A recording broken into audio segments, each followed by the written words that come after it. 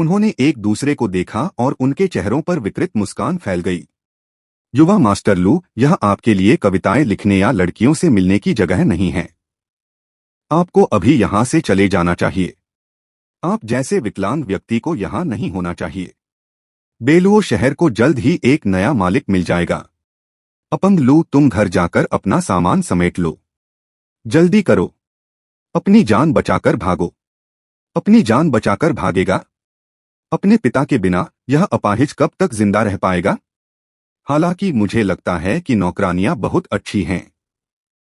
हमें उसकी खातिर उनकी देखभाल करने में बहुत खुशी होगी। तीनों कन्फ्यूशनिस्ट जैसे दिखने वाले पुरुषों ने अर्जुन सेन के चेहरे पर आए भाव को अनदेखा करते हुए उपहास किया और हंसे। उस दिन से पहले अगर वे अर्जुन सेन से मिलते तो उन्हें सम्मान देते। अब जबकि उनका विश्वासघात इतना स्पष्ट हो चुका था, उन्होंने अब और दिखावा करने की जहमत नहीं उठाई। व्हीलचेयर पर बैठा एक लकवाग्रस्त आदमी और 3 नौकरानियां। यह एक मजेदार संयोजन था। बेशक तीनों पुरुष जानबूझकर महिलाओं को कम नहीं आंक रहे थे। चूंकि निंग झाओ ग्रैंडमास्टर के स्तर तक पहुंच चुकी थी, उसने अपनी क्यूई और रक्त प्रवाह को अपने शरीर में गहराई तक छिपा लिया था। उसका स्तर बताना असंभव था, और यह भी नहीं कि वह हथियारों से लैस भी नहीं दिखती थी। उन्होंने ये यू पर ज्यादा ध्यान दिया, जिसने अपनी बेल्ट में एक लंबा चाबुक लगा रखा था। वह जाहिर तौर पर मार्शल आर्ट में माहिर थी। उसके चेहरे को देखकर वे बता सकते थे कि उसमें क्यूई और रक्त का प्रवाह बहुत तेज था। उसकी कनपटियों की नसें भी उभरी हुई थीं। वह कोई साधारण साधिका नहीं थी। जहां तक नीयू का सवाल है, जो छाता पकड़े हुए थी, वह वहां केवल आकर्षक दिखने के लिए थी। निंग झाओ का सुंदर चेहरा भावहीन था। ये यू ने अपनी बगल से कोड़ा उठा लिया था। उसकी आंखें ठंडी और तीखी थीं। नीयू छाते का हैंडल अपनी बाहों में कसकर पकड़े अर्जुन सेन के ठीक बगल में खड़ी थी। उसका दुबला-पतला शरीर कांप रहा था। अर्जुन सेन अभी भी व्हीलचेयर पर शांति से बैठे थे। उनकी उंगलियां बुनाई में लगी थीं और पैरों पर बिछे पतले ऊनी कंबल पर टिकी हुई थीं। उनकी नजर दूर शहर की दीवार के ऊपर गई और उन्होंने थोड़ा सा मुंह बनाया। आखिरकार यह घटित हुआ। वह यह जानता था। चूंकि सिस्टम ने उसे यह काम सौंपा था, इसलिए उसे इस बारे में कोई संदेह नहीं था कि क्या हो रहा है। तुमने युवा मास्टर को अपमानित किया। मर जाओ। ये यू का चालाक चेहरा क्रोध की भयावह अभिव्यक्ति में विकृत हो गया। उसका लंबा चाबुक जमीन पर लगा और सड़क पर एक धमाकेदार आवाज के साथ टकराया। फिर निंग झाओ ने अपना नाजुक हाथ ये यू के कंधे पर रख दिया। यू, यंग मास्टर के साथ रहो, निंग झाओ ने धीरे से कहा। अगले ही पल उसके छोटे मुलायम हाथ ने व्हीलचेयर के एक हैंडल को हल्के से थपथपाया। खनक, एक चांदी सी चमक बाहर निकली। व्हीलचेयर के अंदर एक लंबी तलवार छिपी हुई थी, जिसका ब्लेड सिकाड़ा के पंख जितना पतला था। उसने तलवार हाथ में ले ली। निंग झाओ एक हल्की हवा की तरह बह गई। उसके शरीर से आंतरिक विस्फोट प्रतिध्वनियां चटक रही थीं। तीनों कन्फ्यूशियसवादी पुरुष दंग रह गए। तब वे भयभीत हो गए। आंतरिक विस्फोटक अनुनाद।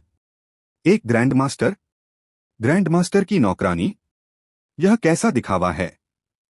धत्त भागो। 3 महान कुलीन परिवारों के उन 3 कन्फ्यूशियस पुरुषों ने कभी यह उम्मीद नहीं की थी कि शांत सुंदर नौकरानी एक ग्रैंडमास्टर थी। वे भय से व्याकुल हो गए थे और उनमें लड़ने की इच्छा शक्ति समाप्त हो गई थी। वे जल्दी से भागने के लिए मुड़े। हालांकि एक ग्रैंडमास्टर के सामने 3 द्वितीय श्रेणी के अभ्यासकर्ताओं को दौड़ने की सुविधा नहीं थी। ब्लेड की चांदी जैसी सफेद चमक बिजली की तरह तीनों पुरुषों के गले में घुस गई। जब वे गिरे तो उनके हरे रंग के गाउन खून से लथपथ थे। स्विश स्विश स्विश, मानो अभी अभी हवा का एक हल्का झोंका गुजर गया हो, कोई धूल नहीं बची थी। निंग झाओ अपने समूह में वापस चली गई। उसने अपनी सिकाड़ा विंग तलवार पर लगे खून की बूंदें झाड़कर उसे वापस म्यान में रख लिया। अर्जुन सेन ने कंबल से अपना नाक और मुंह ढक रखा था। उसकी भौहें सिकुड़ी हुई थीं। उसने मारे गए 3 कन्फ्यूशियसवादी लोगों की ओर देखा तक नहीं। बहन निंग, चलो दीवार पर चढ़ते हैं। अर्जुन सेन ने एक हाथ अपनी नाक और मुंह पर रखा और दूसरे हाथ से कंबल पर हल्के से थपथपाया। पहले तो उसकी आवाज थोड़ी लड़खड़ा रही थी, और तब शांत। निंग झाओ के चेहरे पर एक मनमोहक मुस्कान खिल उठी। जवाब देने के बजाय वह धीरे से व्हीलचेयर को आगे बढ़ाती रही। उसकी चाल उन्हें तीनों लाशों के पास से आसानी से ले गई और चारों फिर से शहर की दीवार की ओर चल पड़े। तीनों विद्वानों की मृत्यु ने ज्यादा ध्यान आकर्षित नहीं किया। आखिरकार दोनों पक्ष अभी भी शहर के द्वार पर एक दूसरे से बेरहमी से लड़ रहे थे। तलवारों से लगातार रोशनी चमक रही थी और उनकी टकराहट की आवाजें कभी बंद नहीं हो रही थीं। इसके अलावा निंग झाओ ने कुछ ही सेकंड में उन आदमियों को खत्म कर दिया था। उसकी हरकतें हल्की और सरल थीं, मानो तालाब की सतह पर किसी ड्रैगन फ्लाई की हों। स्पिरिट क्यू के साथ निंग झाओ ग्रैंड मास्टर स्तर पर पहुंच गई थी। हालांकि वह अभी भी इस नई ऊर्जा पर पूरी तरह से नियंत्रण नहीं कर पाई थी, फिर भी द्वितीय श्रेणी के अभ्यासियों को मारना उसके लिए आसान काम था। ये यू की आंखों में आश्चर्य और हैरानी थी। निंग झाओ इतनी ताकतवर थी, अब वह इतनी शक्तिशाली हो गई थी। वह एक साधारण ग्रैंडमास्टर स्तर के अभ्यासकर्ता से भी अधिक मजबूत और प्रभावशाली थी। ये यू निंग झाओ की तलवार के एक वार को भी रोकने में कामयाब नहीं हो पाती। नी यू का चेहरा लाल हो गया जब उसने दोनों हाथों से छाते का हैंडल पकड़ा और उसकी आंखें चौड़ी हो गईं। निंग झाओ कमाल की थी। अर्जुन सेन अपनी व्हीलचेयर पर बैठे रहे, उनके चेहरे पर कोई भाव नहीं था। यह पहली बार था जब उसने किसी को दूसरे व्यक्ति को मारते देखा था और उसे इसकी आदत नहीं थी, लेकिन देरसवेर उसे इसकी आदत डालनी ही थी।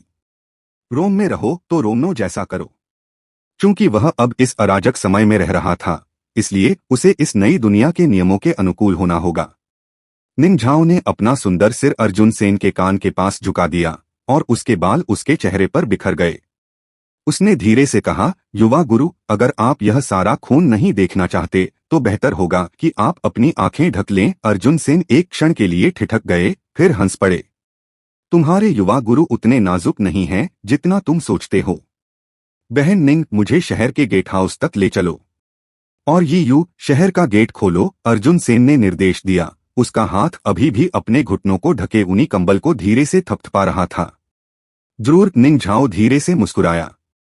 ये यू की आंखों में एक तेज चमक आ गई जब उसने अपना लंबा कोड़ा फटकारा, जिससे उसकी क्यूई और रक्त तेजी से बढ़ गया और वह मृत शरीरों के ढेर पर कूद गई। अर्जुन सेन ने मुड़कर देखा तो नी यू उसे घूर रही थी। उसने लड़की की नजरों से नजरें मिलाईं, फिर अपनी हथेलियां आपस में रगड़ी और मंद मंद मुस्कुराया। नी, छाता ठीक से रखना। मेरा यह करिश्मा अभी तक अपना काम पूरा नहीं कर पाया है, इसलिए मैं अब धूप में झुलसना बर्दाश्त नहीं कर सकती। निंग झाओ आश्चर्यचकित रह गई जब वह उसकी व्हीलचेयर को धक्का देकर आगे बढ़ रही थी। दूसरी ओर नी यू ने आंखें घुमाईं। उनका युवा स्वामी बेशर्म था। गेट हाउस के नीचे से ऊपर तक कोई ढलान नहीं थी जहां व्हीलचेयर ले जाई जा सके। बस एक संकरी सीढ़ियां थीं जो सिर्फ एक व्यक्ति के लिए ही पर्याप्त चौड़ी थीं। इस समय सीढ़ियां चारों ओर फैली हुई लाशों से पटी हुई थीं। युवा मास्टर, चुपचाप बैठे रहो, निंग झाओ ने उसे चेतावनी दी। अर्जुन सेन ने भौहें चढ़ाई। अगले ही पल निंग झाओ ने अपने सुंदर हाथों को व्हीलचेयर के पीछे रख दिया और तेजी से आगे बढ़ने लगी, इतनी तेजी से कि उसके सफेद कपड़े हवा में लहराने लगे। सीढ़ियों से ऊपर जाते समय उन्होंने व्हीलचेयर को दोनों हाथों से उठा लिया और अर्जुन सेन लगभग हवा में लटक गए। शीर्ष तक पहुंचने के लिए बस कुछ ही कदम उठाने पड़े। नी यू ने जल्दी से छाता बंद किया और हांफते हुए सीढ़ियां चढ़ने लगी। नी यू के लिए भी यह बहुत मुश्किल था।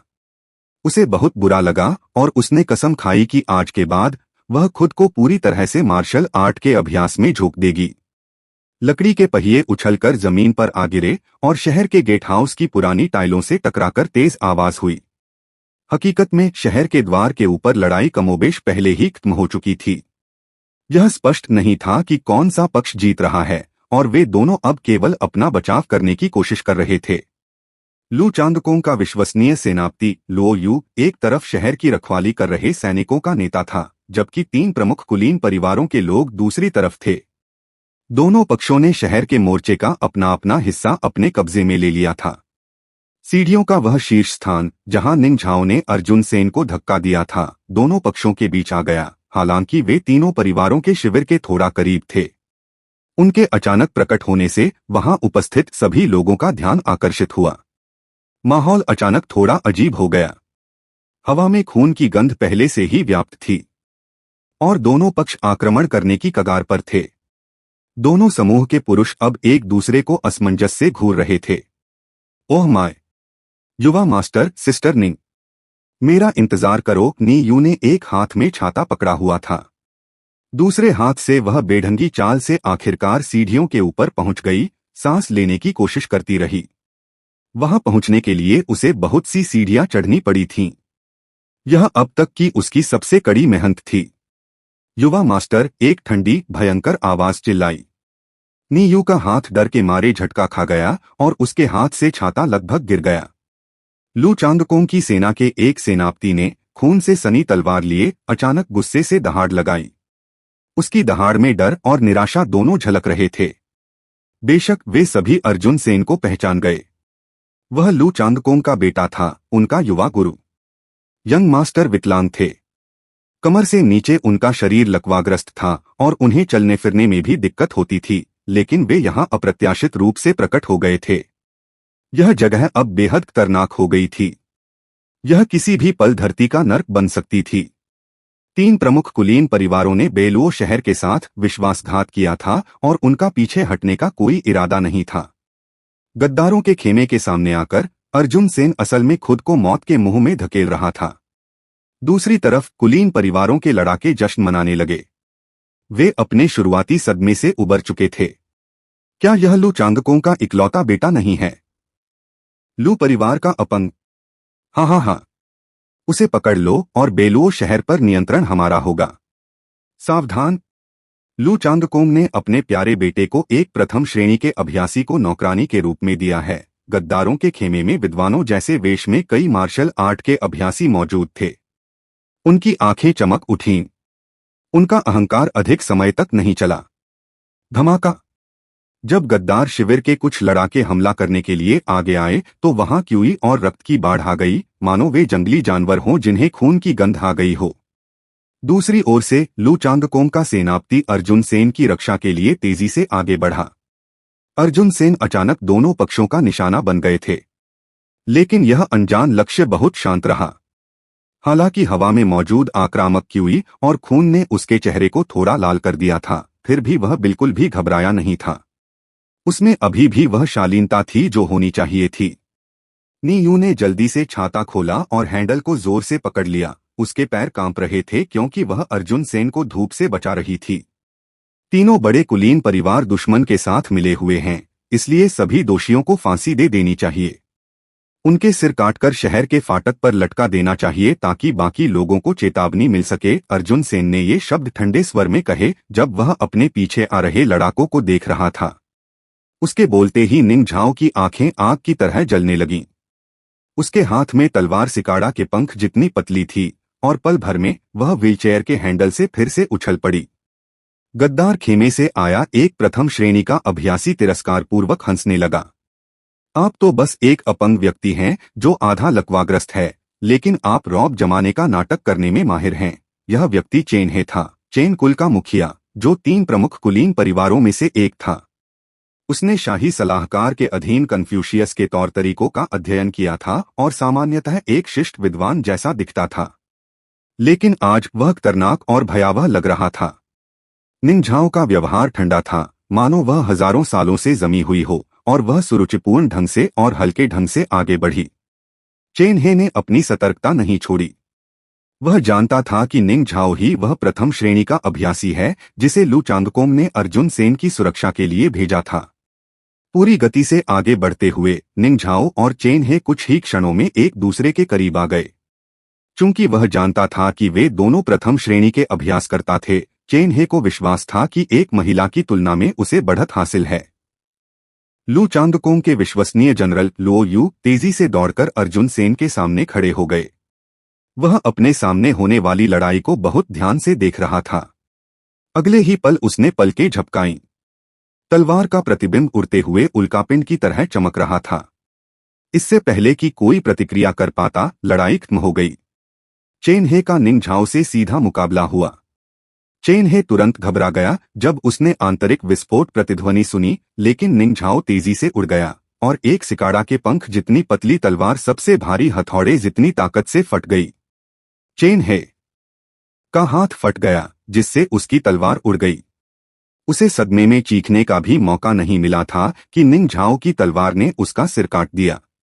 उसका सिर ऊपर की ओर उड़ गया और निंग झाओ ने अपने ब्लेड के सपाट हिस्से से उस पर वार किया, जिससे वह रबर की गेंद की तरह उछलकर लो यू के पैरों पर रुक गया। निंग झाओ ने चेन हे के शरीर के बाकी हिस्से पर लात मारी और वह एक तरफ गिर गया। प्रथम श्रेणी के एक अभ्यासकर्ता को मारने के लिए बस एक ही कदम काफी था, लेकिन निंग झाओ ने लापरवाही से व्यवहार किया, जैसे उसने कुछ ऐसा किया हो जो उल्लेख करने लायक ही नहीं था। वह धीरे से जमीन पर वापस आ गई, क्योंकि उसका पतला शरीर आंतरिक विस्फोट प्रतिध्वनि की ध्वनि से गूंज उठा। तीनों परिवारों के अन्य दो मुखिया अविश्वास से देखते रह गए। एक ग्रैंडमास्टर प्रैक्टिशन? वह पागल है। लू चांगकोंग पूरी तरह पागल है। उसने एक ग्रैंडमास्टर को नौकरानी बनने दिया। लू चांगकोंग, तुम धूर्त बूढ़े लोमड़ी चेन कबीले के नेता की तत्काल मृत्यु ने बाकी सभी को अचानक जगा दिया। वे डर गए और क्रोध से कोसने लगे। अन्य दो कबीले प्रमुखों को एहसास हुआ कि चीजें उनके लिए ठीक नहीं थीं, इसलिए वे भागने लगे। निंग झाओ ने चेन हे को कितनी आसानी से परास्त कर दिया था, यह देखते हुए वह कोई साधारण ग्रैंडमास्टर नहीं थी। निंग झाओ ने अपनी सिकाड़ा विंग तलवार पकड़ ली और उसकी आंखों में एक ठंडी चमक चमक उठी। मेरे युवा गुरु ने आज तुम्हें मौत की सजा सुनाई है, तो तुम्हें मरना होगा, निंग झाओ ने घोषणा की। हल्के नीले रंग की आत्मा क्यूई की एक किरण उसके डेंटियन से बहकर उसके पूरे शरीर में भर गई। नदी का बहाव अचानक तेज हो गया। वह तेजी से गेट हाउस के संकरे रास्ते पर गद्दारों के खेमे में मौजूद सभी लोगों के सिरों के ऊपर से उड़ती हुई भागते हुए कबीले के मुखियाओं तक पहुंच गई। पफ फट! खून की धाराएं आसमान की ओर बहने लगीं।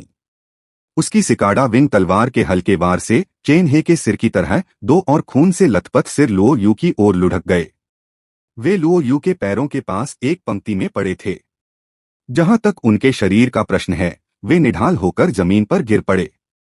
निंग झाओ ने अपनी सिकाड़ा विंग तलवार हाथ में पकड़ी हुई थी। उसने एक लंबी हल्की पोशाक पहनी हुई थी, उसके बाल हवा में लहरा रहे थे और वह एक अनोखी शान से पेश आ रही थी। यह सब देख रहे सभी अभ्यासी और सैनिक अंदर तक स्तब्ध रह गए। इस ग्रैंडमास्टर स्तर के योद्धा ने हजारों सैनिकों में से उनके नेताओं को चुन लिया था, सीधे उन पर कूद पड़ा था और उनके सिर काट दिए थे। उन्होंने यह सब अपनी आंखों से देखा था।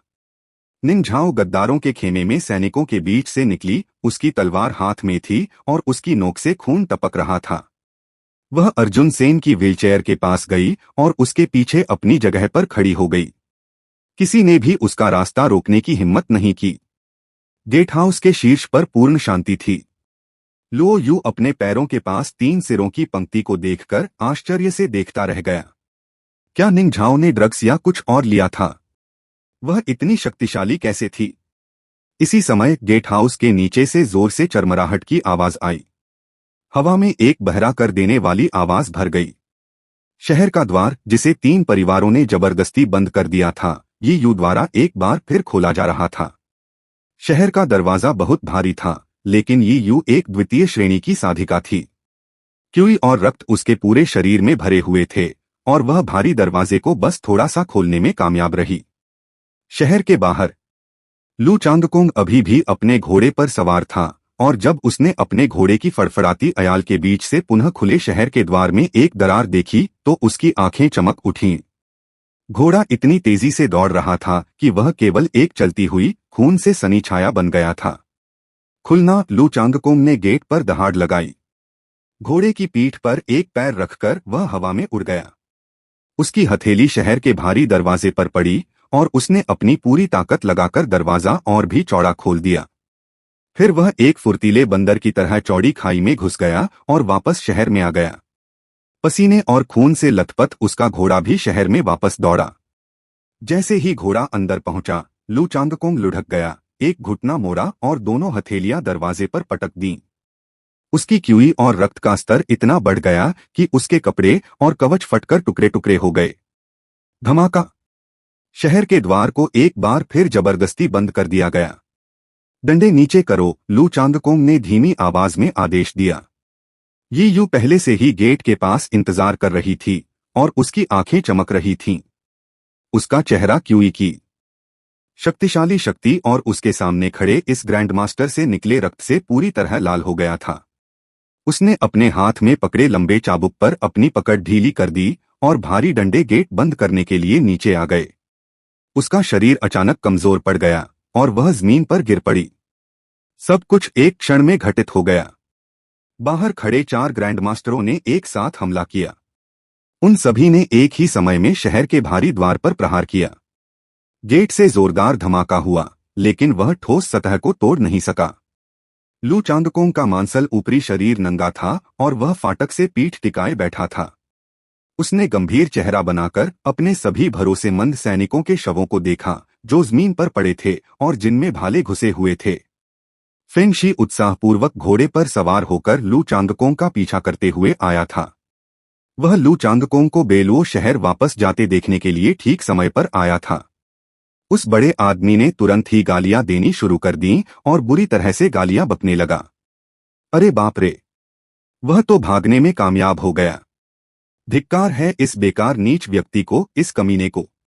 अपने उस गोरचिट्टे अपाहिज बेटे को सौंप दो।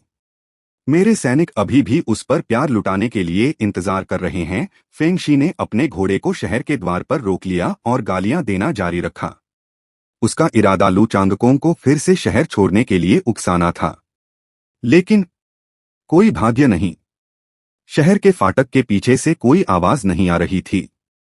फेंग शी की कनपटियां धड़कने लगीं। वह शहर की दीवार को घूरता रहा, बुरी तरह कोसता रहा और बिना रुके तरह तरह की भद्दी गालियां और झूठे इल्जाम लगाता रहा। गेट हाउस के शीर्ष पर अर्जुन सेन फेंग शी की चिल्लाने की सारी बातें सुन सकता था। उसने अपनी छाती पकड़ ली और यह दिखावा करने लगा कि उसे कितना दर्द हो रहा है। वह गुस्से में था और चाहता था कि कोई उसे शांत करे। निंग झाओ ने अपनी नजर उस पर केंद्रित कर दी। उसके सुंदर हाथ व्हीलचेयर के हैंडल से टकराए। वह तलवार जो सिकाड़ा के पंख जितनी पतली थी, एक बार फिर बाहर उड़ गई। युवा गुरु, नाराज मत होइए। मैं आपके लिए उससे निपट लूंगा, निंग झाओ ने सपाट लहजे में कहा। आप उसे कैसे मरते देखना चाहेंगे? अर्जुन सेन ने अपनी आंखें सिकोड़ लीं और एक हाथ अपनी छाती पर रख लिया तथा दूसरे हाथ से अपने पैरों पर बने थ्रो की सिलवटों को चिकना किया।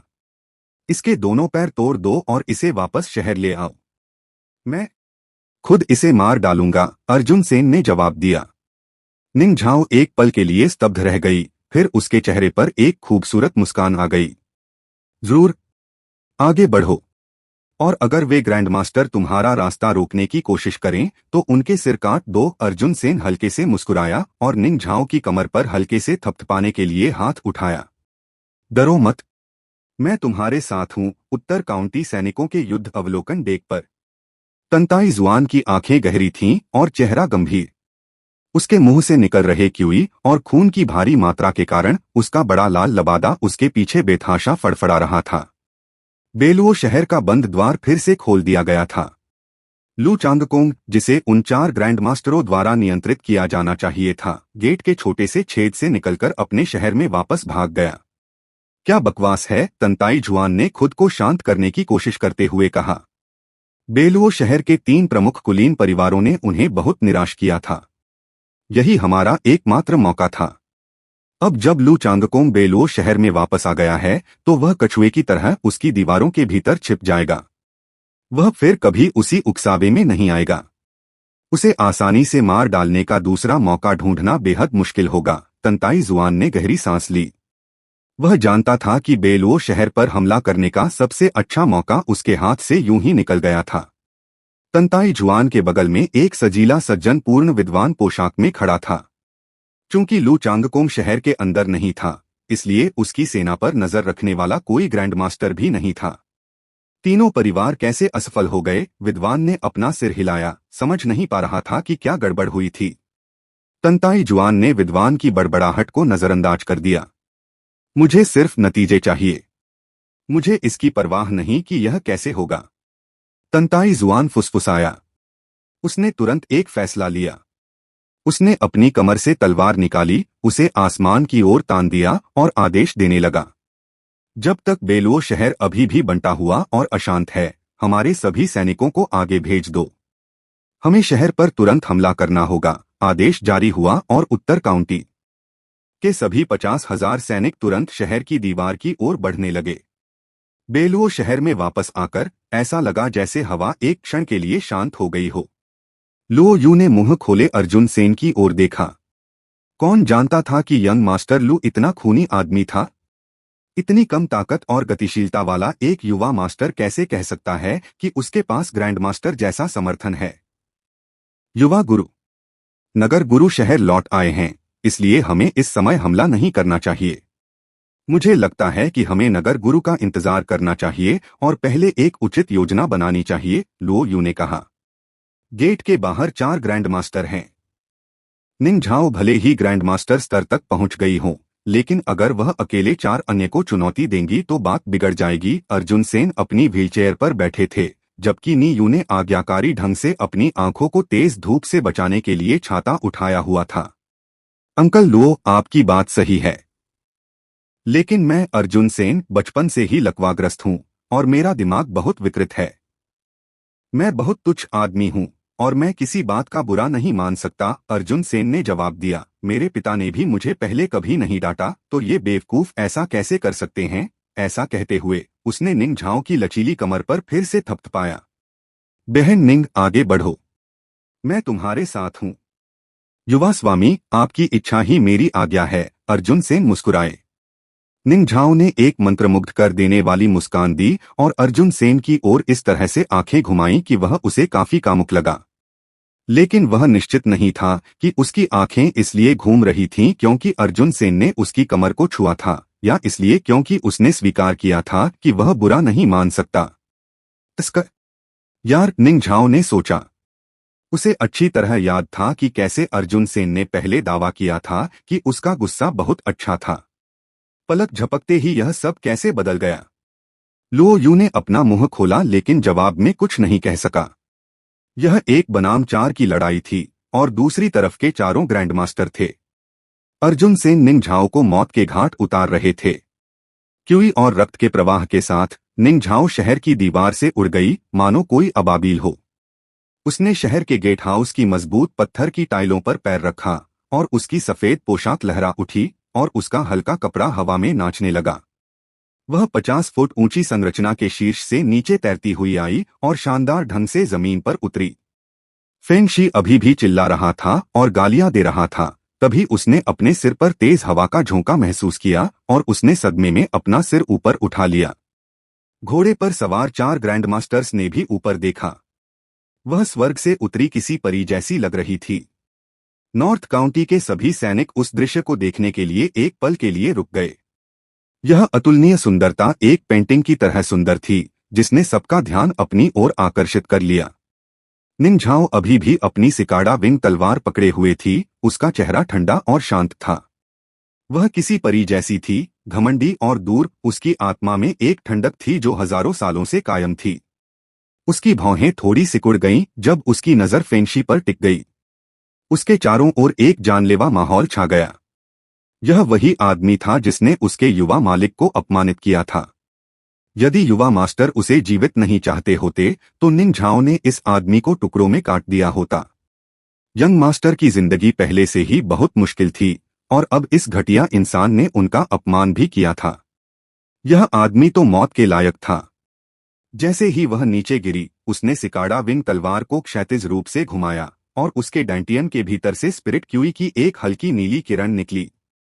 हवा की एक अदृश्य लहर उसके बगल से गुजरी और क्यूई और रक्त की तेजी को बढ़ावा दिया। निंग झाओ फिर शान से जमीन पर उतरा। उसकी नजर अभी भी फेंग शी पर टिकी हुई थी। उसके भरे हुए लाल होंठ खुल गए और उसकी ठंडी घमंडी आवाज गूंजी, मैं क्यूई कोर क्षेत्र साधक निंग झाओ हूं। मेरे युवा स्वामी के आदेशानुसार मैं आपका नीच जीवन लेने के लिए यहाँ आया हूँ। बेलो शहर के द्वार के पीछे लू चांगकोंग अपने मातहतों की लाशों से मुंह मोड़ रहा था।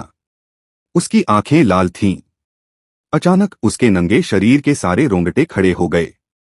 उसे शहर के द्वार के बाहर एक जबरदस्त शक्ति का प्रकटीकरण महसूस हुआ। लू चांगकोंग ने गहरी भौहें सिकोड़ लीं।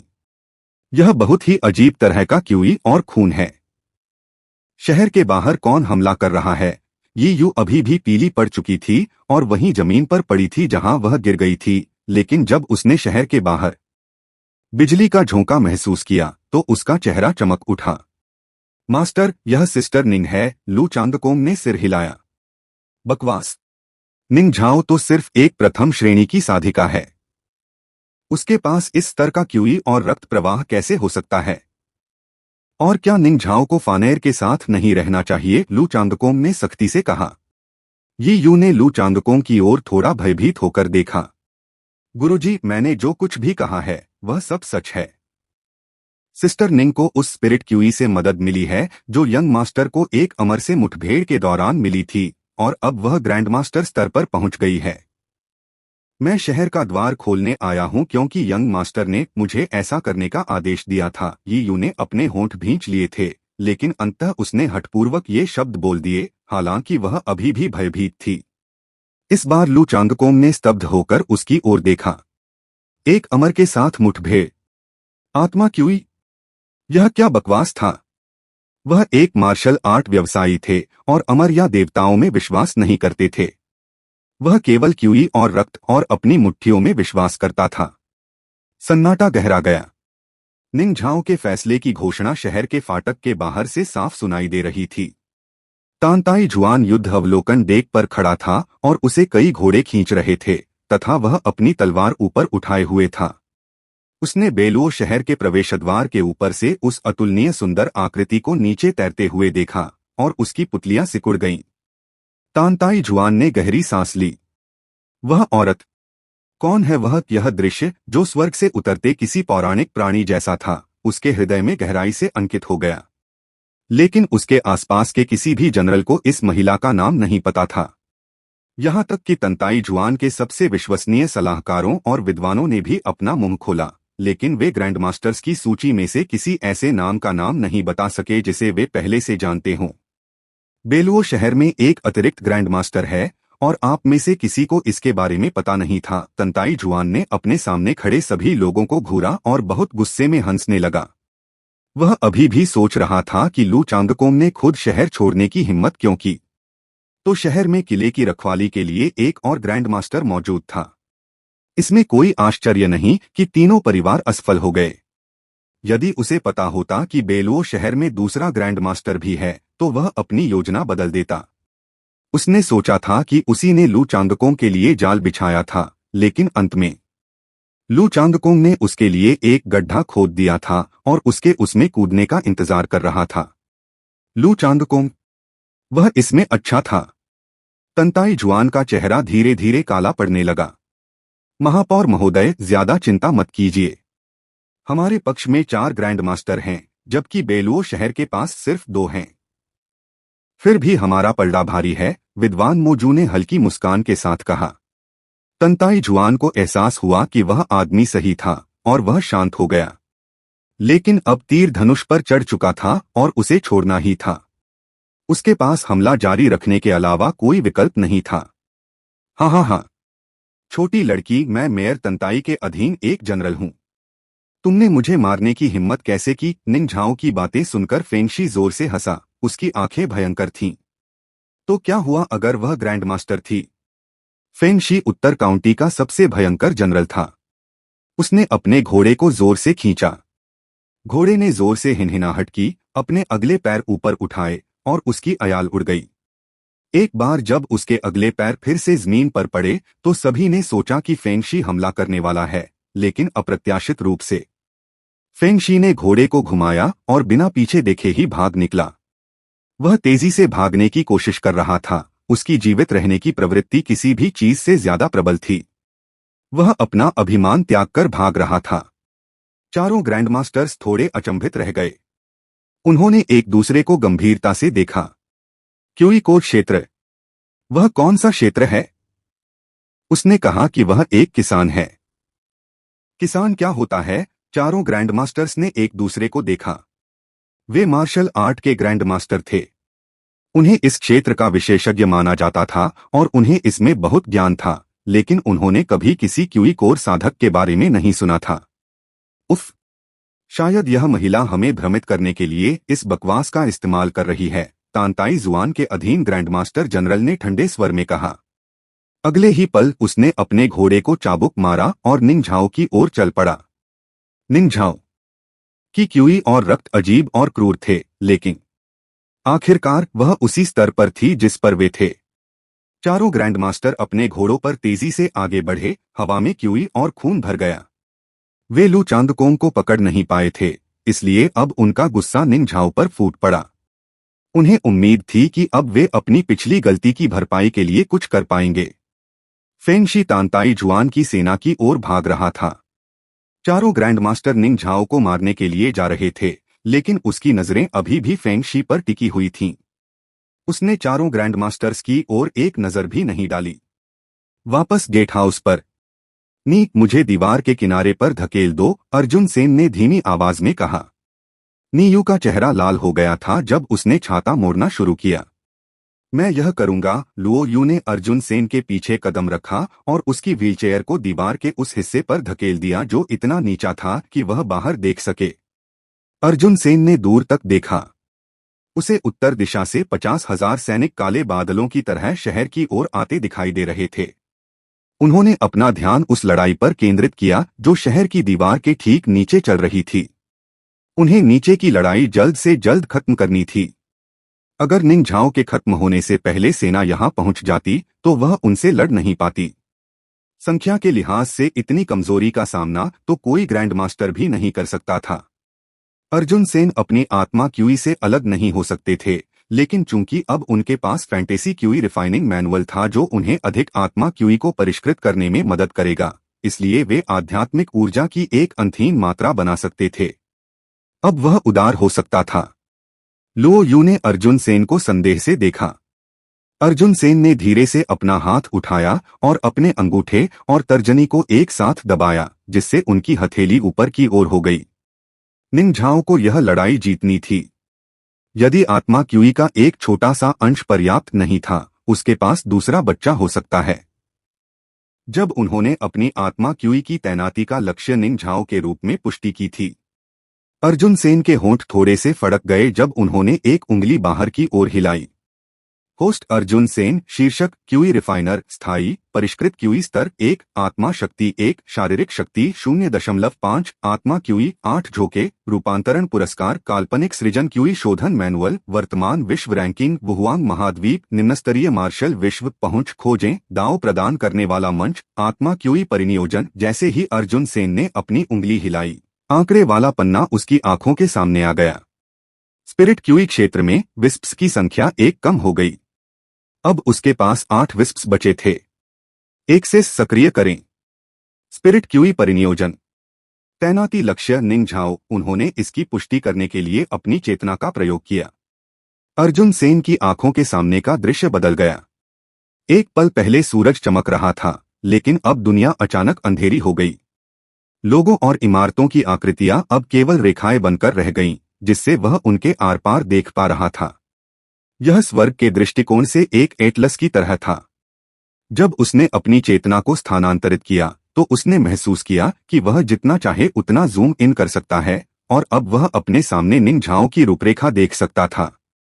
निंग झाओ के भीतर आत्मा क्यूई की एक हल्की नीली किरण थी, और ऐसा लग रहा था कि वह उसके डेंटियन में चमक रही है। यह आत्मा क्यूई का पहला टुकड़ा था जो अर्जुन सेन ने निंग झाओ को दिया था। अपनी उंगली के एक झटके से उसने दूसरी हल्की नीली चिंगारी को निंग झाओ के रूप की ओर धीरे से उड़ने के लिए प्रेरित किया। फुसफुसाहट। अगले ही क्षण आत्मा क्यूई की अतिरिक्त किरण निंग झाओ के डेंटियन में प्रवाहित हुई, जैसे आग में ईंधन डाला जा रहा हो। अर्जुन सेन उस काल्पनिक दुनिया से बाहर निकल आए। दुनिया जो अब तक महज एक रेखा में बदल गई थी और जहां वे अपनी इच्छानुसार जूम इन और जूम आउट कर सकते थे, वापस सामान्य हो गई। अर्जुन सेन को ऐसा लगा जैसे उनके हुनर में सुई चुभो दी गई हो। उन्होंने अपना सिर ऊपर उठाने के लिए हाथ उठाया तो उनके बाल उनकी उंगलियों के बीच से झड़ रहे थे। आंकड़े पृष्ठ के आत्मिक शक्ति क्षेत्र में संख्या 1.5 हो गई थी। यह आधी हो गई थी। अब आत्मिक शक्ति और शारीरिक शक्ति दोनों बराबर हो गईं। तो स्पिरिट क्यूई का दूरस्थ परिनियोजन वास्तव में मेरी आत्मिक शक्ति को नष्ट कर देता है। मैं इस बारे में बहुत लापरवाह रहा हूँ। अर्जुन सेन ने अपना सिर हिलाया और गहरी सांस लेते हुए खुद पर दुहक से हंसा। पहली बार जब उन्होंने आत्मा क्यूई को तैनात किया था तो अर्जुन सेन ने निंग झाओ का हाथ पकड़कर ऐसा किया था, इसलिए इससे उनकी आत्मा की शक्ति का कोई उपभोग नहीं हुआ था। लेकिन इस बार वह शहर की दीवार के ऊपर था जबकि निंग झाओ नीचे था। दूरस्थ तैनाती की स्पष्टतः एक लागत थी। अर्जुन सेन अचानक घबरा गए। अगर उनकी आत्मिक शक्ति शून्य हो जाए तो क्या वे सब्जी बन जाएंगे? ऐसा लग रहा था कि सिस्टम का फायदा होने के बावजूद वह लापरवाह नहीं हो सकता था। हालांकि उस समय साहसी और बेकाबू होना अच्छा लग सकता था, लेकिन अगर वह इस प्रक्रिया में बेकार हो जाता तो यह उसके लायक नहीं था। अर्जुन सेन ने गहरी सांस ली और अपने मन से विचार निकाल दिए। उसकी रक्तरंजित आंखें दीवार के निचले हिस्से से नीचे देख रही थीं। अर्जुन सेन की शक्ति के नवीनतम उपहार के साथ निंग झाओ के पास अब स्पिरिट क्यूई की 2 बूंदें थीं। हालांकि उसने अभी भी स्पिरिट क्यूई के उपयोग को पूरी तरह से नहीं समझा था, फिर भी अतिरिक्त ऊर्जा उसके कौशल को स्पष्ट रूप से निखारेगी। निंग झाओ कितना शक्तिशाली बनेगा? अर्जुन सेन इसे देखने के लिए उत्सुक थे। गेट हाउस के नीचे क्षतिग्रस्त शहर का द्वार खुल गया। लू चांगकोंग अपने घोड़े पर सवार था। उसका ऊपरी शरीर अभी भी नंगा था। वह अपने घोड़े पर आगे बढ़ रहा था। धूल से सने हाथ से उसने अपनी लंबी परशु पकड़ रखी थी। वह निंग झाओ की मदद करने के लिए वहां था। वह निंग झाओ को 4 दुश्मनों का अकेले सामना कैसे करने दे सकता था? और वे चारों ही ग्रैंड मास्टर थे। अगर वह लड़ाई में शामिल हो जाता तो मुकाबला 2 बनाम 4 होता और संभावना थी कि वे बेलो शहर में वापस जा सकते थे। ग्रैंड मास्टर को यूं ही मरने नहीं दिया जा सकता था। दूरी पर फेंग शी, जो उग्रता से भाग रहा था, उसने भी अपना घोड़ा रोका और युद्ध देखने के लिए मुड़ गया। वह ग्रैंड मास्टर्स की इस लड़ाई को मिस नहीं करने वाले थे और वह उत्सुकता से देखने वाला एकमात्र व्यक्ति नहीं था। उत्तर काउंटी के सभी सैनिक निकट आ रहे थे। तंताई जुआन का लाल लबादा हवा में लहरा रहा था जब वह युद्ध अवलोकन डेक पर खड़ा था, जो धीरे धीरे आगे बढ़ रहा था। वह भी बेलुओ शहर की दीवार के नीचे शुरू होने वाली लड़ाई को देख रहा था। 4 ग्रैंडमास्टरों के खिलाफ केवल एक ही मुकाबला था। भले ही युवा मास्टर ने उसकी सहायता के लिए उसे आत्मा क्यूई की एक झलक दी थी, निंग झाओ बहुत आश्वस्त नहीं थी। लेकिन जब युवा मालिक ने कहा कि वह उसके साथ है तो उसने उस पर विश्वास कर लिया। युवा गुरु ने एक वास्तविक अमर मुठभेड़ का अनुभव किया था और वह दुनिया को बदलने जा रहा था। मार्शल आर्ट जगत के 3 ग्रैंड मास्टर, साथ ही तांताई जुआन की सेवा कर रहे ग्रैंड मास्टर, सभी उसकी ओर दौड़े। जो ग्रैंड मास्टर्स बाह्य ऊर्जा में प्रशिक्षित थे वे क्रूर जंगली जानवरों की तरह थे और जो आंतरिक ऊर्जा में प्रशिक्षित थे वे एक बहती हुई नदी की तरह थे। निंग झाओ ने अपनी सिकाड़ा विंग तलवार उठाई और गंभीरता से इंतजार करने लगी। अचानक निंग झाओ का शरीर झटका खा गया। उसके शांत सुंदर चेहरे पर लालिमा छा गई। अगले ही पल उसके लाल होंठ थोड़े से खुल गए और उसकी आंखें अपनी एकाग्रता खो बैठीं। ऊपर से एक गर्माहट उसके शरीर पर छा गई जो उसकी त्वचा से होते हुए नीचे उसके शरीर में फैल गई। निंग झाओ ने ऊपर देखा और उसकी पोशाक लहराते हुए उसके बाल उसके सिर के चारों ओर उड़ गए। वह इस भावना को जानती थी। युवा गुरु ने उसे दूर से ही आत्मा क्यूई की एक और झलक प्रदान की थी। निंग झाओ के पास अपने उत्साह का वर्णन करने के लिए शब्द नहीं थे। यह निश्चित रूप से एक अमर की चाल थी। उसके अंदर की सारी भावनाएं एक स्त्रीवत चीख में परिणत हो गईं।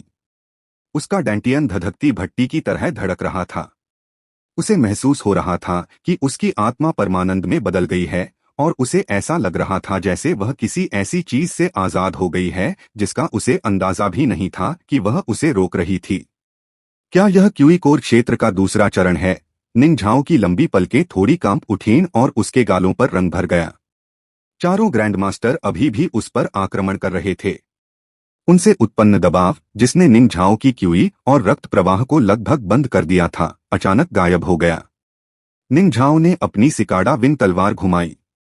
आत्मा क्यूई की 2 फुहारें उसके दांतियन से ऐसे बह निकली जैसे किसी ड्रैगन से मोती बहते हों। जैसे ही वह उछली और घूमी, उसकी हल्की पोशाक लहराने लगी जिससे वह हवा में नाचती हुई प्रेत जैसी दिखने लगी। उफ! चारों ग्रैंडमास्टरों के चेहरों पर आश्चर्य था। उसके हमले से सभी लोग घायल हो गए। उस एक झटके से उनके हाथ फट गए, उनका खून लाल तीरों की तरह फूट पड़ा। वे अपने घोड़ों से उछल पड़े, उनके शरीर जमीन से कई फीट ऊपर फिसले और फिर रुक गए। तलवार के एक ही झटके ने 4 ग्रैंडमास्टरों को मार गिराया था। पूरा युद्ध क्षेत्र जम गया। सभी की निगाहें हल्के रंग की पोशाक पहने और सिकाड़ा विंग तलवार पकड़े हुए महिला पर टिक गईं। सन्नाटे में घोड़ों की आवाजें बारिश की धीमी धीमी आवाजों जैसी लग रही थीं। लू चांगकोंग का चेहरा उस समय जम गया जब वह हाथ में फरसा लिए शहर के द्वार से बाहर निकला। क्या वो निंग झाओ थी? वो इतनी खूंखार कैसे हो गई? क्या यह वही नौकरानी थी जो उसने अर्जुन सेन के लिए ढूंढी थी? क्या उसकी देखरेख में काम करने वाली नौकरानी इतनी शक्तिशाली थी? गेट हाउस के शीर्ष पर लुओ यू का मुंह खुला का खुला रह गया और उसकी आंखों में अविश्वास भर गया। वह जीत गई थी। निंग झाओ ने अकेले ही 4 ग्रैंड मास्टर्स को हरा दिया था। लुओ यू को अचानक कुछ याद आया और उसने व्हीलचेयर पर बैठे अर्जुन सेन की तरफ देखा। हालांकि उसका चेहरा थोड़ा पीला पड़ गया था, पर उसका चेहरा शांत और सहज था, मानो उसे इस सब की उम्मीद थी। यंग मास्टर, लुओ यू ने शुरुआत की। उसके मन में लाखों सवाल थे, लेकिन उसकी अंतर्ज्ञान ने उसे बताया कि निंग झाओ में आए बदलाव का कुछ संबंध अर्जुन सेन से था। निंग झाओ शान से जमीन पर वापस उतरी, उसका चेहरा अभी भी ठंडा और शांत था। उसने चारों ग्रैंडमास्टर्स की तरफ देखा तक नहीं। उसकी लंबी पलकें फड़क उठीं और उसकी नजर फेंगशी पर पड़ी, जो अभी भी कुछ दूरी पर अपने घोड़े पर चुपचाप बैठा था। जब उसकी नजर उस पर पड़ी तो फेंगशी अचानक अपनी उलझन से बाहर आ गया। वह इतना भयभीत हो गया कि कांप उठा। धिक्कार है इसे, उसने खुद से फुसफुसाया। अब और हिचकिचाए बिना उसने अपने घोड़े को लात मारी और उत्तर काउंटी सैनिकों की ओर भागना जारी रखा। उसे शो देखने के लिए रुकने का पछतावा होने लगा। उसने इतनी परेशानी क्यों उठाई? वापस गेट हाउस पर अर्जुन सेन अपनी व्हीलचेयर पर सिर एक ओर झुकाए और हाथ चेहरे पर रखे बैठे थे। बहन निंग, मैं बहुत थक गई हूं। इसे जल्दी से खत्म करो। अर्जुन सेन बहुत कमजोर थे। उसकी आवाज ऊंची नहीं थी, लेकिन निंग झाओ के सुंदर कानों ने हर शब्द को पकड़ लिया, भले ही वह शहर की दीवार के नीचे थी। वह एक क्षण में आगे की ओर छलांग लगा दी। वह घोड़े से भी तेज थी। फेंगशी को ऐसा लग रहा था जैसे उसकी आत्मा जल्द ही उसके शरीर को छोड़ देगी और उसके हाथ और पैर डर से बर्फ की तरह ठंडे हो गए थे। यहाँ तक कि उसके नीचे का घोड़ा भी, जो सरपट भागने की पूरी कोशिश कर रहा था, उसे सुरक्षा का कोई एहसास नहीं दे रहा था। उसने उत्तरी सेना की ओर देखा और देखा कि तंताई जुआन युद्ध अवलोकन डेक पर खड़ा है, उसकी लाल टोपी हवा में लहरा रही है। वह कांपती आवाज में चिल्लाया, सेनापति, मुझे बचाओ। तंताई जुआन की आंखें केंद्रित हो गईं और उसके बगल में बैठे विद्वान मोजू ने भी अपनी आंखें सिकोड़ लीं। फट अफसोस! फेंगशी के मुंह से चीख निकली ही थी कि उसने सिर घुमाया और देखा कि निंग झाओ चुपचाप उसके पीछे अपने घोड़े पर बैठ गया है। वह अब खड़ी होकर उसे देख रही थी। फेंगशी के पेट में एक भयानक ठंडक दौड़ गई। आप! इससे पहले कि उसका विशाल शरीर कुछ प्रतिक्रिया दे पाता, निंग झाओ ने अपनी तलवार से उस पर 2 वार कर दिए। फेंगशी दर्द से चीख उठा, उसके दोनों पैर कट गए और जख्मों से खून बहने लगा। निंग झाओ ने अपनी तलवार के वार से उसके हाथ की नसें भी काट दीं। उसने उसे कॉलर से पकड़ा और घोड़े से उतर गई। किसी तरह उसने पूरे आयोजन को सहज बना दिया। उसकी हर हरकत सुरुचिपूर्ण थी। तांताई जुआन की सेना निंग झाओ के ठीक सामने खड़ी थी। शहर की ओर लौटने से पहले उसने उन पर एक नजर डाली। वह अभी भी फेंगशी को अपने साथ लिए हुए थी। वह अपनी तलवार से 4 ग्रैंडमास्टरों को मार गिराने में सफल रही थी, लेकिन अकेले 50,000 की सेना का सामना करना उसके लिए संभव नहीं था। युवा गुरु की आत्मा क्यूई ने उसे बहुत बदल दिया था, लेकिन वह एक साधारण ग्रैंडमास्टर की तुलना में थोड़ी ही अधिक शक्तिशाली थी। यदि वह अकेले ही 10,000 पुरुषों के विरुद्ध जाना चाहती थी, तो यह अंततः संभव हो सकता था, लेकिन केवल तभी जब वह क्यूई कोर क्षेत्र के उन्नत चरण तक पहुंच जाती। लू चांगकोंग अचानक अपनी हैरानी से बाहर आ गया। जहां निंग झाओ ने अपनी बात छोड़ी थी, वहीं से आगे बढ़ते हुए उसने चारों स्तब्ध ग्रैंडमास्टर्स को इकट्ठा किया और उन्हें वापस शहर में ले गया। निंगझाओ भी शहर में वापस उड़ गई। फेंगशी उसके हाथ से लटक रहा था। बेलुओ शहर का पुराना जर्जर द्वार उनके पीछे बंद हो गया। जब वह शहर में वापस आया तो लू चांगकोंग ने तुरंत अपना लंबा फरसा उठाया और दहाड़ा। उसकी आवाज सड़कों पर गूंज उठी। दुश्मन सेना आ रही है, युद्ध के लिए तैयार हो जाओ। शहर की रक्षा करो, भले ही इसके लिए तुम्हें अपनी जान देनी पड़े। महान झो के सम्मान की रक्षा करो। निंगझाओ ने निराश फेंगशी को आगे बढ़ाया और आसपास के सभी गार्डों ने भयभीत होकर उसकी ओर देखा। यह महिला बहुत ही डरावनी थी। यह वही आदमी है जो दीवार के नीचे से आपको गालियां दे रहा था, युवा गुरु। मैंने इसे बंदी बना लिया है और आप तय कर सकते हैं कि इसे मारना है या यातना देनी है। निंगझाओ ने एक चमकदार मुस्कान के साथ फेंगशी को अर्जुन सेन के सामने फेंकते हुए कहा। लेकिन जैसे ही उसने देखा कि अर्जुन सेन कितना पीला पड़ गया है, उसकी मुस्कान गायब हो गई। उसका दिल बैठ गया। अर्जुन सेन ने थोड़ी सी उत्तेजना के साथ अपनी हथेलियां आपस में रगड़ी और फेंगशी को देखा, जो जमीन पर गिरा पड़ा था और मरने का नाटक कर रहा था। उसे अचानक बहुत खालीपन महसूस हुआ। उसी समय सिस्टम से एक संदेश आया। साइड क्वेस्ट पूरा करने के लिए बधाई। अब आपके पास 2 उपलब्ध पॉइंट हैं और दाव इम्पार्टिंग प्लेटफॉर्म तक पहुंच सक्रिय हो गई है। क्वेस्ट रेटिंग बी पास डॉट। अर्जुन सेन ने भौहें चढ़ाई। उसे इस साइड क्वेस्ट के लिए सिर्फ बी ग्रेड मिला था। ऐसा लग रहा था कि निंगझाओ की शक्ति अभी भी काफी नहीं थी। लेकिन चूंकि सिस्टम ने कहा कि उसने यह मिशन पूरा कर लिया है, इसलिए उत्तरी सैनिकों के आने वाले हमले से बेलुओ शहर पर बहुत अधिक प्रभाव नहीं पड़ेगा। अब जबकि बेलुओ शहर का संकट सुलझ चुका था, अर्जुन सेन शहर के इस हिस्से में और समय बर्बाद नहीं करना चाहता था। अपनी आत्मिक शक्ति के उपभोग से न सिर्फ वह थक गया था, बल्कि वह वास्तव में वापस जाना चाहता था और अपने खोज पुरस्कार को करीब से देखना चाहता था। पिताजी, मैं इस पागल आदमी को आपके हवाले कर दूंगा। आप इसकी खाल उतार सकते हैं, इसे काट सकते हैं, भाप में पका सकते हैं या उबाल सकते हैं। जो भी आपको पसंद हो पिताजी, अर्जुन सेन ने लू चांगकोंग से कहा, जो अभी अभी गेट हाउस की चोटी पर पहुंचा था। लेकिन अंत में वह अपनी बात खत्म करने के बजाय इशारा करते हुए हाथ हिलाते हुए रुक गया। फेंगशी जमीन पर लेटे हुए मृत होने का नाटक करते हुए अपनी मांसपेशियों में तनाव महसूस कर रहा था। उसके दिल का डर उसके पूरे शरीर में फैल गया। क्या लू चांगकोंग का बेटा एक राक्षस था? अर्जुन सेन ने निंगझाओ की ओर देखा और कहा, बहन निंग, मुझे वापस घर ले चलो। चूंकि मिशन पूरा हो चुका था, इसलिए अब जाने का समय आ गया था। फेनर, क्या इससे तुम हिल गए? घर जाओ और अच्छी तरह आराम करो।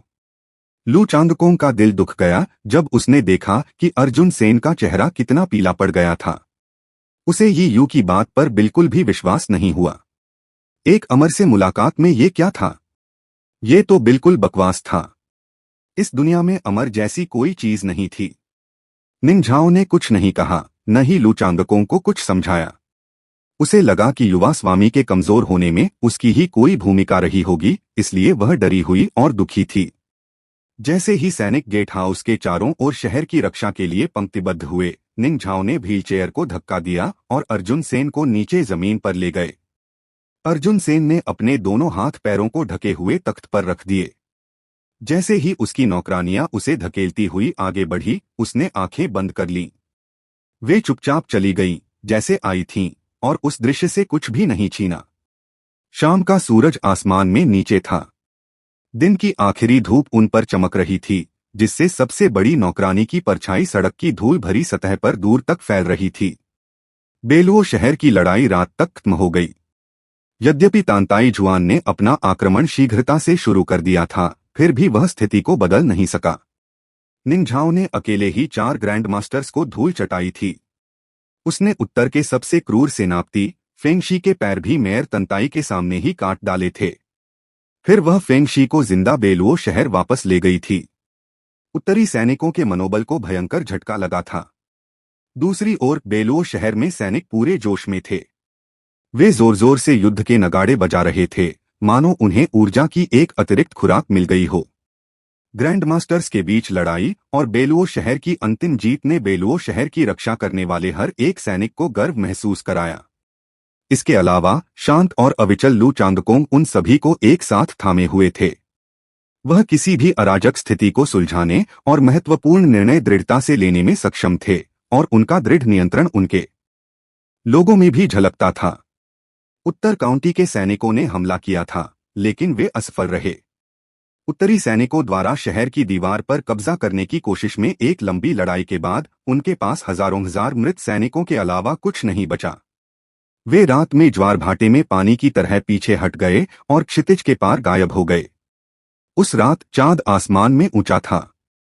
चमकदार चांदनी लाल लकड़ी की बारीक नक्काशीदार खिड़की के शीशों से अंदर आ रही थी, जिससे फर्श पर बर्फ के टुकड़ों जैसे पैटर्न बन रहे थे। अर्जुन सेन अपनी व्हीलचेयर पर बैठे चांदनी का आनंद ले रहे थे। उनकी आंखों में दूर की नजर थी, मानो वे कुछ सोच रहे हों। अर्जुन सेन के कमरे के सामने निंग झाओ नीली टाइलों वाली छत पर सफेद पोशाक पहने बैठी थी। उसके बाल कंधों पर बिखरे हुए थे। चांद उसकी त्वचा पर चमक रहा था, जिससे ऐसा लग रहा था जैसे उसका शरीर अंदर से दमक रहा हो। यह दृश्य चित्र जैसा सुंदर था। लेकिन भले ही वह सुंदर लग रही थी, निंग झाओ को ऐसा बिल्कुल भी महसूस नहीं हो रहा था। उसने अर्जुन सेन की खिड़की से देखा और देखा कि वह अपनी खिड़की पर स्तब्ध बैठा हुआ है। उसकी आंखें चिंता से घिरी हुई थीं। उस दिन पहले जब वह शहर के सामने लड़ने के लिए तैयार हो रही थी, तो युवा गुरु ने उसे आत्मा क्यूई की एक किरण भेजी थी। लेकिन युद्ध के बाद उसका चेहरा पूरी तरह पीला पड़ गया था और घर जाते हुए उसने आराम करने के लिए अपनी आंखें बंद कर ली थीं। उसका पूरा शरीर कमजोर और निस्तेज था। निंग झाओ वास्तव में चिंतित था कि यंग मास्टर के शारीरिक स्वास्थ्य में कुछ गड़बड़ है। एक ग्रैंड मास्टर के रूप में निंग झाओ महसूस कर सकता था कि वह कितना कमजोर था। यदि एक सामान्य व्यक्ति का क्यूई और रक्त स्तर 10 पर था, तो यंग मास्टर का क्यूई और रक्त स्तर केवल 5 के आसपास था। निंग झाओ ने आह भरी और चांद की ओर देखा। उसकी नजर धुंधली होती जा रही थी। युवा स्वामी को उसकी वजह से बहुत तकलीफ हुई थी, इसलिए उसे और मजबूत बनना था। वह जो मौका उसे मिला था, उसे वह बर्बाद नहीं होने दे सकती थी। वह छत पर पालथी मारकर बैठ गई और अर्जुन सेन की रखवाली करने लगी। उसने अपने डैंटियन के भीतर आत्मा क्यूई के 2 झुरमुटों को भी करीब से देखना शुरू कर दिया। युवा गुरु ने कहा था कि मनुष्य ब्रह्मांड की आत्मा है। आत्मा प्रकृति से क्यूई इकट्ठा करने का एक माध्यम है, जबकि भौतिक शरीर एक भट्टी की तरह है जो उस आत्मा क्यूई को आकार और परिष्कृत कर सकता है। निंग झाओ इस राय से सहमत थी। अगर वह आत्मा क्यूई की एक छोटी सी किरण का निर्माण और परिशोधन कर सके, तो उसे लगा कि वह क्यूई कोर क्षेत्र में आगे बढ़ जाएगी। संभवतः यह क्यूई कोर क्षेत्र की साधना पद्धति थी। लेकिन निंग झाओ को यह भी एहसास हो गया था कि उसके डेंटियन की भी एक सीमा है। वह अधिकतम 9 बार स्पिरिट क्यूई ही ले सकती थी। एक बार जब उसका दांतियान भर गया, तो निंग झाओ को नहीं पता था कि वह साधना कैसे जारी रखेगी। शायद उसे अगले दिन युवा मास्टर से पूछना चाहिए। उसी समय अर्जुन सेन अपने कमरे में थे। वह दिवास्वप्न नहीं देख रहा था। वह तो बस आंकड़े वाला पृष्ठ देख रहा था। पूर्ण किए गए कार्यों के लिए एक रेटिंग दी गई थी और उसके स्कोर के आधार पर उसे अलग अलग पुरस्कार मिलेंगे। उन्होंने बेलुओ शहर को बचाने का अभियान पूरा कर लिया था, लेकिन उन्हें केवल बी ग्रेड ही मिला था, इसलिए इनाम उतना उदार नहीं था जितना अर्जुन सेन ने उम्मीद की थी। उसने सोचा था कि खोज का इनाम आत्मा क्यूई के 100 या 1000 टुकड़ों जैसा कुछ होगा। अंत में उसे केवल 2 अंक और दांव प्रदान मंच तक पहुंच प्राप्त हुई। जहां तक स्पिरिट क्यूई की बात है, सिस्टम ने उसे एक भी पैसा नहीं दिया। कितना कंजूस! अर्जुन सेन को दूसरे पुरस्कारों में कोई खास दिलचस्पी नहीं थी। उसे सबसे ज्यादा जरूरत थी स्पिरिट क्यूई की, क्योंकि दुनिया को बदलने के लिए यही सबसे जरूरी चीज थी। लेकिन उसने जो कमाया था, उससे वह ज्यादा परेशान नहीं था। आखिरकार उसे रूपांतरण पुरस्कार के रूप में fantasy creation QE refining manual पहले ही मिल चुका था। इस मैनुअल की मदद से उसे देरस्वेर और भी ज्यादा स्पिरिट क्यूई मिल जाएगी। अर्जुन सेन ने अपनी चेतना बदल दी। आंकड़े वाला पृष्ठ खुल गया। होस्ट अर्जुन सेन। शीर्षक क्यूई रिफाइनर। स्थायी परिष्कृत क्यूई स्तर 1। आत्मा शक्ति 0.5। शारीरिक शक्ति 0.5। आत्मा क्यूई 8। झोंके रूपांतरण पुरस्कार। काल्पनिक सृजन क्यूई शोधन मैनुअल। वर्तमान विश्व रैंकिंग। वुहुआंग महाद्वीप। निम्नस्तरीय मार्शल विश्व पहुंच खोजें। दाव प्रदान करने वाला मंच। आत्मा क्यूई परिनियोजन। उपलब्ध अंक 2। आंकड़े देखने के बाद अर्जुन सेन गहरी सोच में पड़ गए। चूंकि उनके पास सिर्फ 2 अंक बचे थे, इसलिए उन्हें समझदारी से उनका इस्तेमाल करना था। काफी देर तक सोचने के बाद अपना अंतिम निर्णय लेते समय उसकी आंखें चमक उठीं। अर्जुन सेन ने निर्देश दिया, सिस्टम मेरे परिष्कृत क्यूई स्तर के लिए 2 बिंदु आवंटित करें। लेकिन जैसे ही उन्होंने ये निर्देश दिए, सिस्टम से एक चेतावनी संदेश प्रकट हो गया। होस्ट, ऐसा नहीं लग रहा कि आप सो रहे हैं, इसलिए सपने देखना बंद कर दीजिए। कृपया शॉर्टकट लेने की कोशिश करना बंद कर दीजिए और स्पिरिट क्यूई को गंभीरता से परिष्कृत कीजिए। स्पिरिट क्यूई के सभी 100 स्तरों को परिष्कृत कीजिए और सभी को मजबूत बनाइए। अर्जुन सेन अपनी व्हीलचेयर पर पीछे की ओर झुके हुए थे, उनकी भौहें ऊपर उठी हुई थीं। इस घटिया व्यंग्यात्मक प्रणाली का क्या मतलब था? अर्जुन सेन निराश थे। सिस्टम से मिले इस संकेत ने उनके रिफाइंड क्यूई लेवल को बढ़ाने के लिए उपलब्ध पॉइंट्स का इस्तेमाल करने के किसी भी विचार को बंद कर दिया था। उसे आत्मा क्यूई को परिष्कृत करने के लिए वास्तविक प्रयास करना पड़ा। ऐसा करने का कोई आसान तरीका नहीं था। लेकिन जिस बात ने उसे सबसे ज्यादा चौंकाया वह था, स्पिरिट क्यूई के सभी 100 स्तरों को परिष्कृत करें। इस प्रणाली का क्या मतलब था? उन्होंने जितने भी काल्पनिक उपन्यास पढ़े थे, उनमें परिष्कृत क्यूई के 10 स्तर ब्रह्मांड पर विजय पाने के लिए पर्याप्त थे। तो फिर 100 स्तरों का क्या मतलब था? अर्जुन सेन ने इस बारे में सिस्टम से पूछने की कोशिश की, लेकिन उन्हें कोई जवाब नहीं मिला। वह केवल उपलब्ध अंकों के बारे में ही सोच सकता था। चूंकि वह उन्हें परिष्कृत क्यूई स्तर क्षेत्र में नहीं जोड़ सकता था, इसलिए उसे उन्हें अपनी आत्मा शक्ति या शारीरिक शक्ति में जोड़ना पड़ा। अर्जुन सेन ने अपने विकल्पों पर विचार करना शुरू कर दिया। इससे पहले शहर के मोर्चे पर उसने निंगझाओ पर दूर से ही स्पिरिट क्यू की एक छोटी सी मात्रा तैनात की थी और उसकी आत्मा शक्ति का आधा हिस्सा खर्च कर दिया था। स्पष्ट रूप से उसकी आत्मा शक्ति का स्तर स्पिरिट क्यू की तैनाती से निकटता से जुड़ा था। अर्जुन सेन के लिए स्पिरिट क्यूई तैनाती तक पहुंच बहुत महत्वपूर्ण थी। यह एक ऐसा उपकरण था जिसकी उन्हें दुनिया को बदलने के लिए आवश्यकता थी। कम से कम वह यह तो सुनिश्चित कर सकता था कि उसे उस महत्वपूर्ण उपकरण तक पहुंच प्राप्त हो, है न? इसलिए कुछ देर और सोचने के बाद अर्जुन सेन ने अंततः दोनों बिंदुओं को आत्मिक शक्ति क्षेत्र में जोड़ने का निर्णय लिया।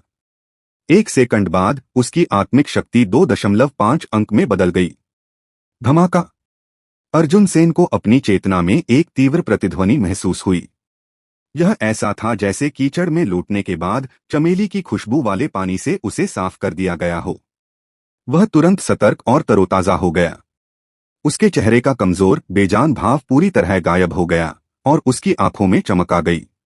अपनी आत्मिक शक्ति बढ़ाने से अर्जुन सेन अधिक ऊर्जावान हो गए थे।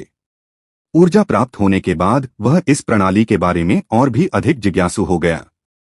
उसकी चेतना उस परिवर्तन पुरस्कार पर आ गई जिसे उसने अभी तक नहीं देखा था। वह था काल्पनिक सृजन क्यूई शोधन मैनुअल। जैसे ही उनकी चेतना मैनुअल पर केंद्रित हुई, अर्जुन सेन को महसूस हुआ कि उनकी आंखों के सामने एक किताब धीरे धीरे अपने पन्ने पलट रही है। पुस्तक के कवर पर लिखे 3 बड़े सुनहरे शब्दों क्यूई रिफाइनिंग मैनुअल ने उसे लगभग अंधा कर दिया। यह एक गुप्त मैनुअल को देखने का डेजा वू एहसास था जो उसे किसी पिस्सू बाजार में संयोग से मिला था। लेकिन जैसे जैसे पन्ने पलटते गए, उनके कानों में दर्शन शास्त्र की एक तेज ध्वनि गूंजने लगी। सोने का पाठ मानो जीवंत हो उठा हो और अर्जुन सेन के सामने नाच रहा हो, उसके हृदय पर अपना अर्थ अंकित कर रहा हो। शब्द जीवंत हो उठे थे और अर्जुन सेन के भीतर जैसे जैसे शब्द प्रवाहित होते गए, उन्हें अंतर्दृष्टि प्राप्त हुई। आत्मा शक्ति के एक बिंदु को आत्मा क्यूई के 10 टुकड़ों के साथ बदला जा सकता है।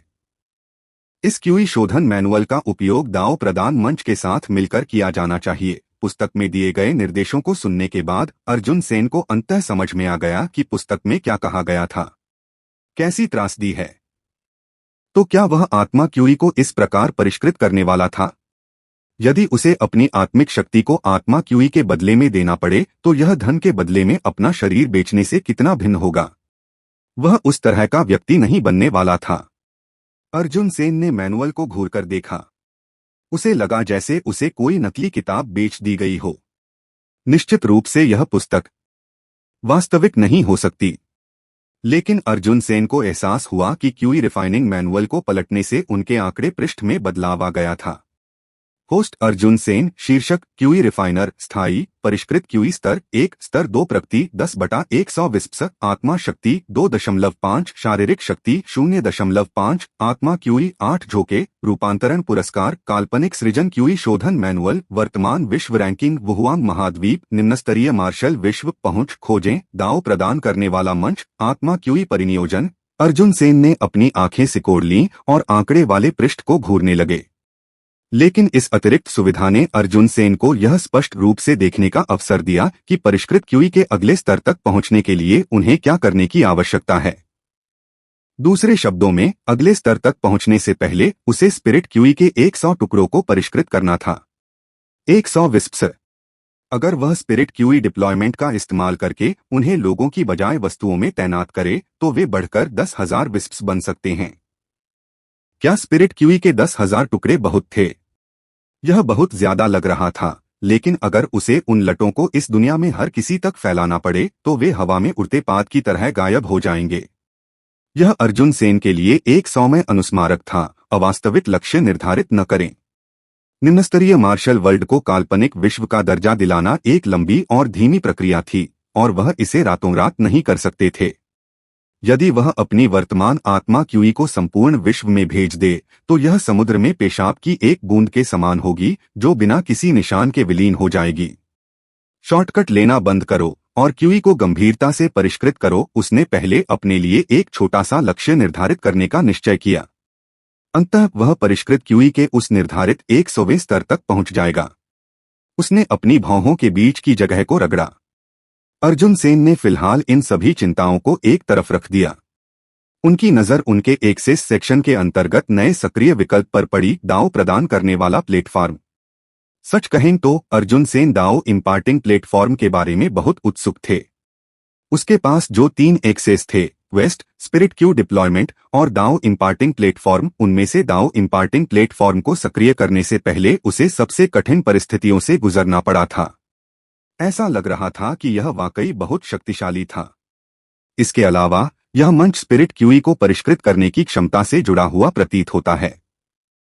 उसने एक गहरी सांस ली, फिर खुद से बुदबुदाया, दाव इम्पार्टिंग प्लेटफॉर्म तक पहुंच सक्रिय करें। उसके ऐसा कहने के तुरंत बाद एक सिस्टम संदेश सामने आया। दाव प्रदान करने वाला प्लेटफॉर्म अब सक्रिय हो गया है। आत्मिक शक्ति का एक बिंदु स्वतः ही कट जाएगा। नोट: यदि मेजबान की आत्मिक शक्ति एक बिंदु से कम हो जाती है तो दाव प्रदान करने वाले प्लेटफॉर्म तक पहुंच स्वतः ही निष्क्रिय हो जाएगी। यह संदेश पढ़ते ही अर्जुन सेन का दिल धड़क उठा। यह कितना घृणित व्यापार है। इस चीज में प्रशासनिक शुल्क था। दाव प्रदान करने वाला प्लेटफॉर्म अब सक्रिय हो गया है। आत्मिक शक्ति का एक अंक स्वतः ही कट जाएगा। उसके सामने दूसरा संदेश आ गया। दाव प्रदान करने वाले प्लेटफॉर्म की विशेषताएं: मेजबान का परिष्कृत क्यूई स्तर 1 पर है, इसलिए मेजबान को केंद्र में रखकर प्लेटफॉर्म 3000 मील के दायरे में कुल 3 लोगों को बेतरतीब ढंग से खींचेगा। प्लेटफॉर्म अब खींचना शुरू करेगा। संदेश के मंद पड़ने के बाद अर्जुन सेन को अचानक एक भारीपन का एहसास हुआ और वह नींद से भर गया। यह स्पष्ट रूप से उसकी आत्मिक शक्ति से एक अंक कट जाने का दुष्परिणाम था। अर्जुन सेन की थकी हुई आंखों के सामने एक चमकती हुई रोशनी दिखाई दी। वह चमक तेज और चकाचौंध करने वाली थी और उसमें एक ऐसा आकर्षण था जिसका विरोध करना असंभव था। उसने अर्जुन सेन की चेतना को निगल लिया। ग्रेट झो की राजधानी में जिजन पैलेस, शाही अध्ययन कक्ष में एक पार्श्व कक्ष। दीवारों पर बड़े बड़े और सादे फ्रेम वाले चित्र और सुलेख टंगे थे और किताबों की अलमारियां साफ सुथरी व्यवस्थित पंक्तियों में सजी थीं। कुछ अलमारियों पर बड़े बड़े बांस के स्क्रॉल रखे हुए थे और पीले पड़ चुके पुराने पेपर बैग भी रखे थे। हर किताब की अलमारी के नीचे एक दरबारी अधिकारी सिर झुकाए, शांत और स्थिर बैठा रहता था।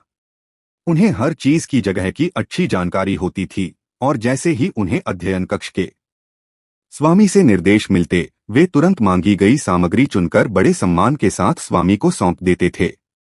अध्ययन कक्ष के मध्य में मंद प्रकाश वाले कमरे में एक तेल का दीपक टिमटिमा रहा था। एक लंबा काला चोगा पहने एक सुंदर युवक मंच पर ड्रैगन और फीनिक्स की नक्काशीदार एक सपाट मेज के सामने पालथी मारकर बैठा था। मेज पर एक बांस का स्क्रॉल खुला हुआ था। मंद प्रकाश में बांस के स्क्रॉल पर लिखे शब्दों को समझ पाना कठिन था। युवक ने स्याही की मोटी परत से लिपटा एक ब्रश पकड़ा हुआ था। वह समय लेकर सोच रहा था और लिख रहा था। अचानक युवक के हाथ का ब्रश डगमगाया और वह अपने हाथ को हिलने से नहीं रोक सका।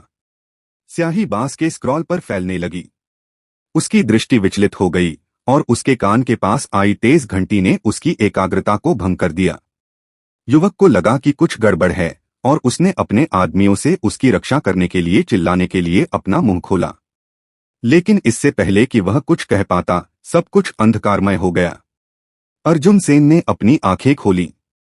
वह उठा और चारों ओर देखने लगा। वह ठंडे पसीने से लथपथ हो गया था और एक क्षण के लिए उसे लगा कि वह फिर से देहांतरित हो गया है। पहली चीज जो उसने देखी वह थी आत्मा क्यूई की हल्की नीली धाराएं उसके चारों ओर बह रही थीं, मानो वह किसी अमर लोक में आ गया हो। एक सिस्टम संदेश प्रकट हुआ। दाओ संचार मंच में पहली प्रविष्टि।